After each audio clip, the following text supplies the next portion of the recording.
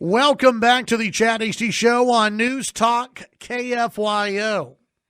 Joining us right now on the phones, our next guest, National Press Secretary for the RNC, Mandi Merritt, joining us here on the Chad Hasty Show. And Mandi, good morning. Welcome to the program. How are you today? Good morning, Chad. I'm doing well. How are you? Doing great. I got to say, over at the RNC, y'all got to be pretty happy about last night's debate for the Democrats. It just, I can't find really any articles that say it was a knockout for the Democrats.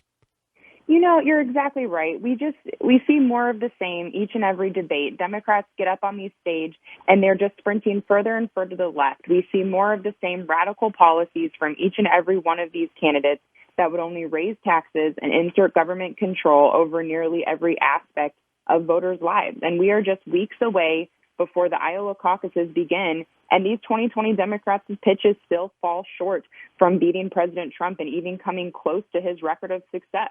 Last night on the debate stage, we heard the same radical proposals, everything from their government takeover of health care that would cost $32 trillion and eliminate private health care plans for over 200 million people. We heard more about their support for the radical Green New Deal, which would cost $93 trillion, not to mention the fact that they all want to eliminate fossil fuels. That would be devastating for folks here in Texas and not to mention across the country. And so it's just more of the same. And I think voters are kind of tired of these same policies that don't resonate with everyday voters. You know, I think one of the moments last night when the candidates were sort of debating the USMCA trade deal, and I think just about everybody on stage who has a vote in Congress said they were for the USMCA trade deal, except for Bernie. Bernie's against it, which is, I guess, an odd thing to say in Iowa, but okay. He's against the USMCA trade deal because it doesn't do enough for climate change. Everybody else on stage is for the USMCA trade deal, but Mandi, none of them wanted to give the president any credit whatsoever for the trade deal that they support.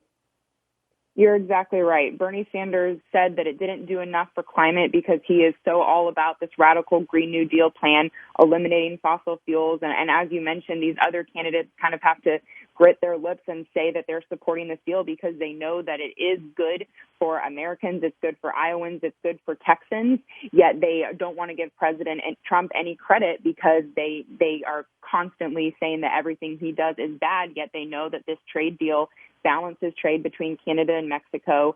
It helps manufacturing, it helps farmers, and we're seeing today that another phase one of a China deal is coming too, and it's just more of President Trump's promises made, promises kept agenda. Mandi, today, Nancy Walsh is actually up there right now announcing the managers for the next step in the impeachment process. It'll move over to the Senate. What are your thoughts? What are the RNC's thoughts on this next stage of the impeachment process? Yeah, this whole thing is just a charade. So it's been months that House Democrats and Nancy Pelosi have said that this impeachment was an urgent task and it's time limited. But now we've seen that Pelosi has delayed this process of sending the articles of impeachment to the Senate for over a month. And it's because she knows that their case for impeachment is so thin. Ever since President Trump has been elected, Democrats have been trying to throw everything and the kitchen sink at this president because they know that they can't beat him at the ballot box in 2020. So first it was Russia, then it was Mueller, and now it's this Ukraine fishing expedition. But there is no there.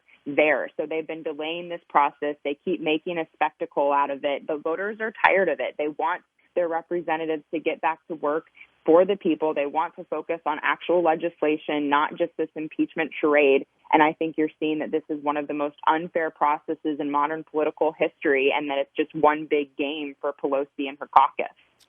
As far as support goes for the president and the Republican Party moving forward with this impeachment thing, do you think that the continued, obviously in the Senate this thing's going to get knocked down, but do you think that's going to continue to have a big impact on voters, going to the RNC with donations and going to the rallies and everything else? Do you think that'll continue to fire up the Republican base?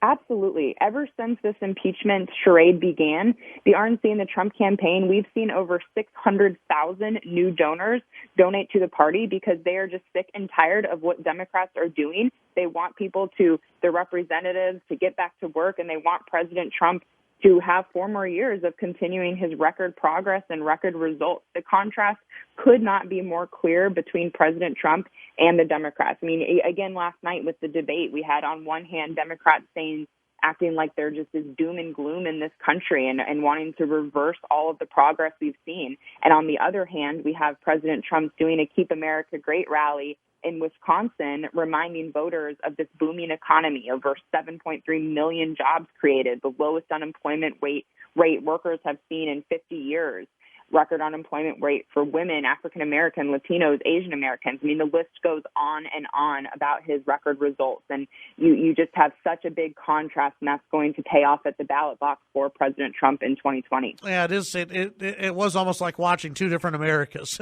where everybody's everybody's having fun at the Trump rally, the president's having a great time, things are rocking and rolling, and then you get to the Democrats, and we've got tornadoes of fire.